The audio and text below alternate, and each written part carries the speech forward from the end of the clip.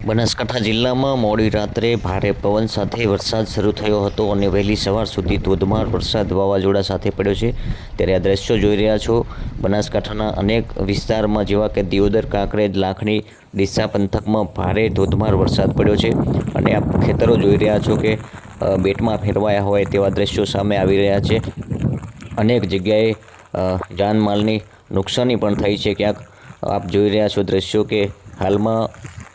જગતના તાતને પડતા ઉપર પાટું અને મોઢે આવેલો જે કોળિયો છે એ છીનવાઈ રહ્યો છે, કારણ કે હાલમાં બાજરીની સિઝન ચાલે છે અને બાજરીની સિઝનમાં આપ જોઈ રહ્યા છો તમામ ખેતરોમાં આવી રીતે બાજરી લેવાની તૈયારી થઈ રહી હતી તેવા સમયે આ વરસાદ ખાબક્યો છે। ત્યારે મોટા પ્રમાણમાં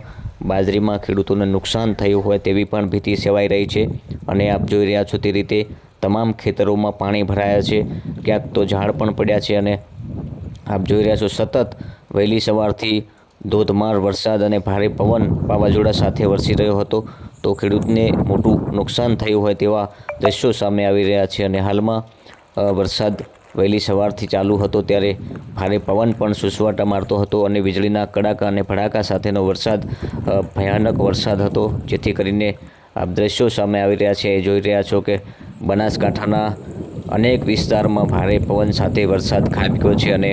આ કમોસમી વરસાદના કારણે હાલમાં બાજરીની સિઝનને મોટા પ્રમાણમાં નુકસાન થયું હોય